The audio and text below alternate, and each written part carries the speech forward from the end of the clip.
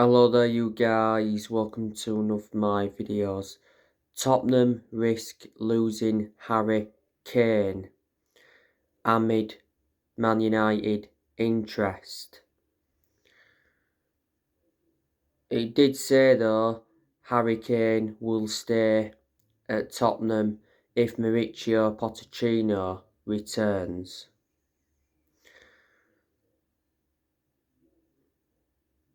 Man United have been linked with Harry Kane for a long time. Harry Kane scored in England's 2-0 win against Ukraine.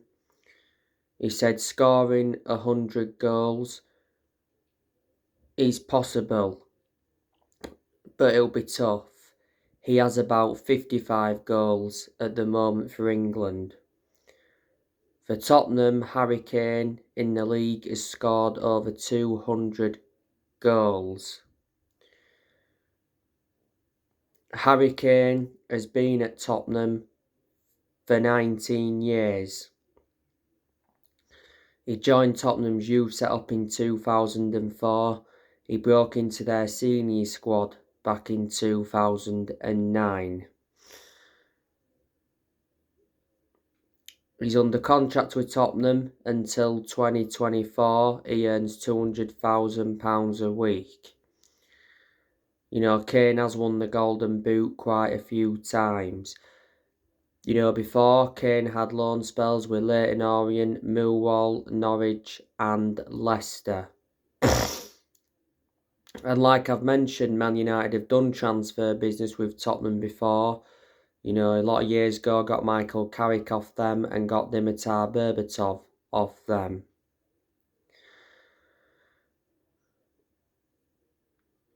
It's hard to do transfer business with Tottenham because Daniel Levy is very ruthless when it comes to transfers.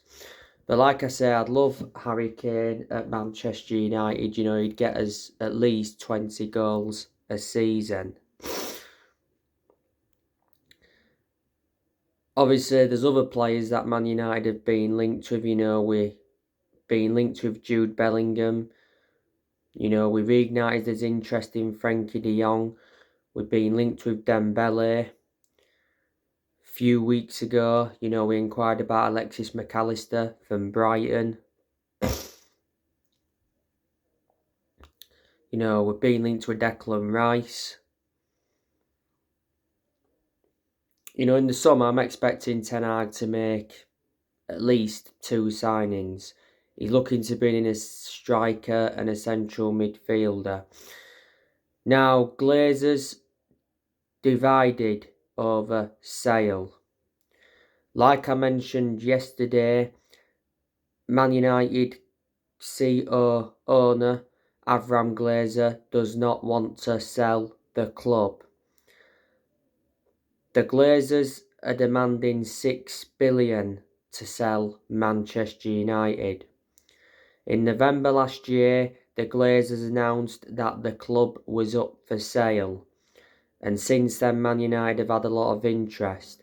We've got to get the Glazers out of the club because they've been a massive issue at the club for such a long time. And that explains why for such a long time United fans have been protesting against the Glazers. The Glazers have owned Man United for 18 years. They purchased the club for $790 million back in 2005. As you all know, Sheikh Jassim not so long ago submitted a second bid to buy Manchester United, but it was below the Glazers' valuation. Sir Jim Ratcliffe's also put bids in for the club. He's been interested in buying the club for a while. Sir Jim Ratcliffe is Britain's richest man, is the chairman of NEOS. He's already met up, by the way, with Erik ten Hag. I want the Glazers to be gone as soon as possible, but, Man United may have to wait until the summer.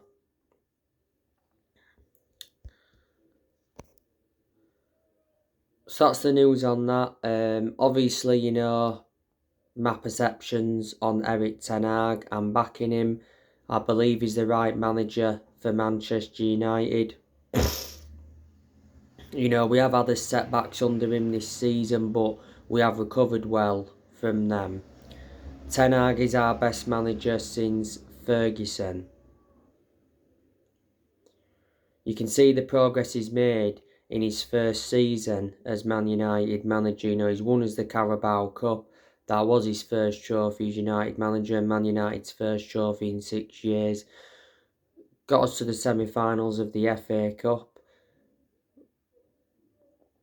Got us to the quarter-finals of the Europa League and got us up to third in the league. Revert back to the start of this season, I did say Ten Hag's expectations this season would be to get Man United a top 4 finish. You know, if Ten Hag can win another trophy this season, get us a top 4 finish, I'd underline that and say that's a successful season, then build from that. You know, don't forget, Ten Hag won Premier League Manager of the Month for February. You know, he's like almost a year into his reign as Man United manager. He got appointed in as the Man United manager in April 2022, which was last year. When Ten Hag got appointed in, he signed a 3-year deal, so he's under contract with the club till 2025.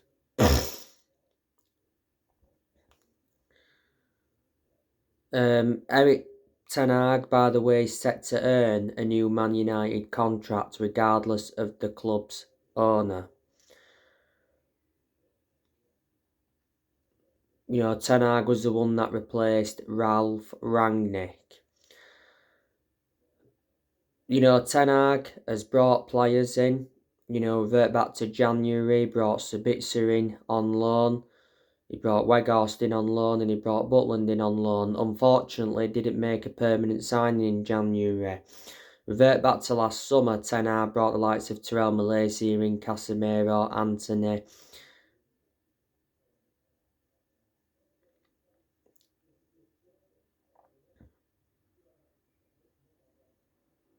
Martinez, Christian Eriksen and Dubravka. Ten Hag has spent over 200 million as Manchester United manager so far. And he's enjoyed 2 transfer windows at the club so far. So the summer transfer window will be his 3rd transfer window as Man United manager. Ten Hag has obviously got rid of a lot of players since he became Man United manager. And in the summer, he'll be looking to get rid of more players. I think at least 6 or 7 players will leave Man United in the summer.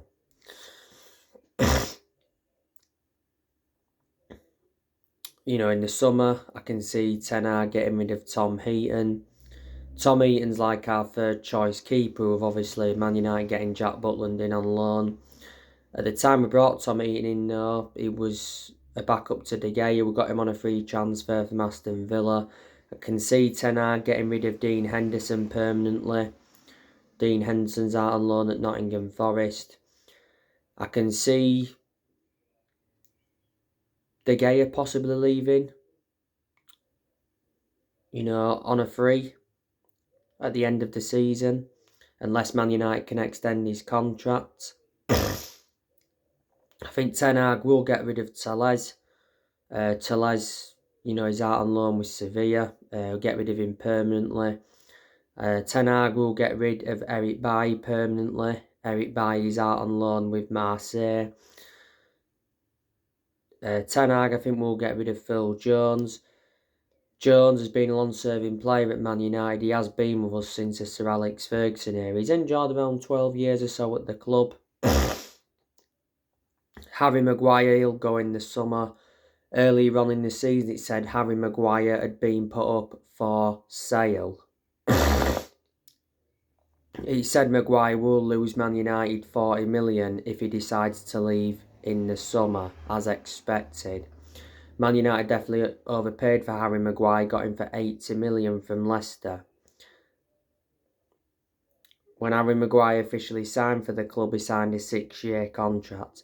Revert back to was it last season, the vast majority of Man United fans were demanding for the captaincy to be taken off Maguire. Maguire's not our first choice centre half. He hasn't been first choice since the arrival of Lisandro Martinez. I think Wan-Bissaka could leave the club in the summer as well. He's not our first choice right back, Diego Dalot is. Dalot's been our first choice right back for a while, but Bissaka's started a lot of games this season because revert back to earlier on in the season, Dalot had a couple of injuries. Plus, since the World Cup, Dalot has struggled, so obviously Ten Hag's preferred to go with Bissaka ahead of Dalot. Earlier on in the season, there was rumours of Wan-Bissaka going back to Crystal Palace. Man United got Bissaka from Crystal Palace in a deal worth 50 million back in the summer of 2019.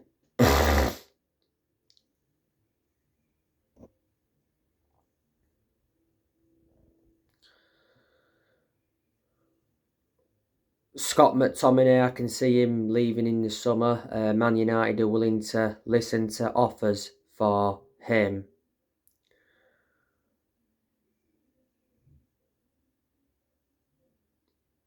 Donny van der Beek, I can also see him leaving the club in the summer. Van der Beek doesn't play, he's a squad player. Van der Beek can't play anyway for the rest of the season because he's out with injury.